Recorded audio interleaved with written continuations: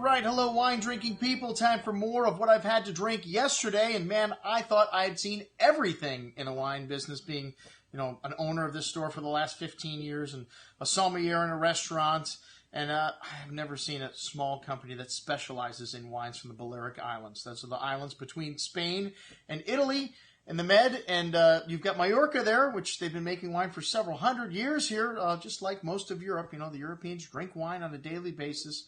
And like I said, this gentleman walked in and said, man, this is my thing. It's my bag, baby. I'm in Mallorca.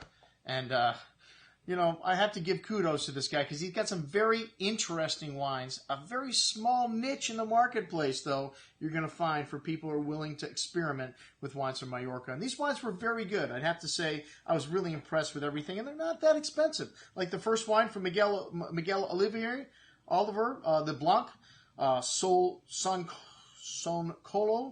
Calo. This is from Pla y Levant. And this is vinified in stainless. There's 2 DOs on the island. This one was created in 2001, so relatively recently. This one's bright and fresh on the nose with some lemon zest, green apple fruit, some wet stone, a slight briny quality to this wine as well. Really light and fresh on the palates. That lime, citrus fruit, and that briny quality showing through on the finish, leaving the tongue salivating for food. A bit tart at the end, but very good at $16.50, worth a try. And then this Viñas Morchix, Viña de la Terra, Mallorca, which this is the AC for the whole island, I guess, and not one of the 2 DOs on the island. Very high altitude vineyards. You really notice some floral notes in this wine, lime blossom, some green melon-like fruit, really pretty, some lavender notes there as well. A bit heavier in texture. This wine's got a nice zesty minerality here to the finish also. Tangy and refreshing. Again, a little slight salty note at the end. Very good also at $20.75. Maybe just a bigger in size. And then there's the Muscat from Miguel Oliver.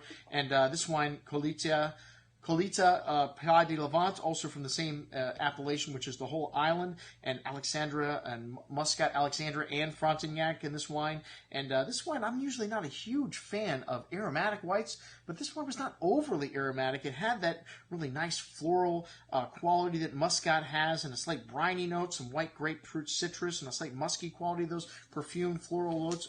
But on the tongue, really nice and fresh, tangy, those pretty floral notes showing through that ripe pear and sweet tart-like fruit, and just had a really long finish and not near as offensive with that perfuminess that sometimes Muscat and these aromatic varietals to me can just be overly perfumed.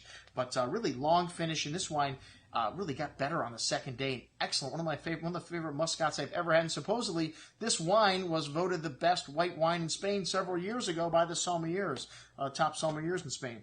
Anyways, we get on to the reds here. We've got Amaro Adrover Negre Pla de Levant, and this is a blend of Calette, which is a local grape varietal, Cabernet Sauvignon, and Merlot. It's a husband and wife team. They make a small amount of wine, only a few thousand cases. Calette is a light-bodied wine, indigenous varietal to the island. Pretty floral note components to this wine. Cranberry and red currant berry fruit, some herbal and floral notes on the nose. Really distinct minerality to all of these wines. Very nice savory red on the palate. Some nice red berry fruit along with those wild herbs and floral notes. And a nice savory finish, that minerality really lasting to the end there. A very good little wine at $20. And then the 4 kilos, 12 volts. I guess these guys are practicing their metric system here by naming the wine. Vino de la Terra de Mallorca also. It's a garage winery. I guess they spent 4 million pesetos was the investment. That's the name.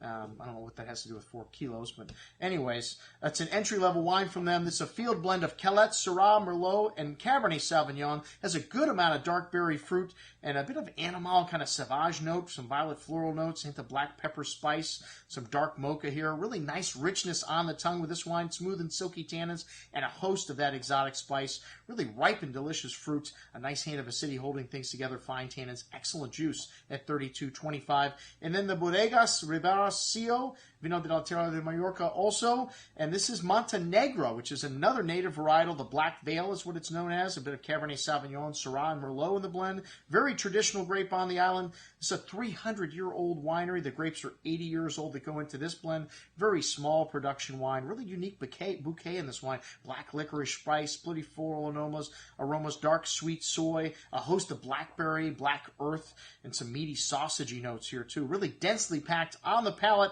This wine wine grew on the second day, even bigger, and those sausage meaty notes showing at the end, some chewy tannins, but really ripe and fresh still. And all these wines showing excellent balance. This wine excellent as well, $35.75. That's what I had to drink with a new friend selling wines from the Balearic Islands and Mallorca. I'm your host, Andrew Lamposoni, signing off for the Wine Watch, saying, remember, always drink the good stuff first.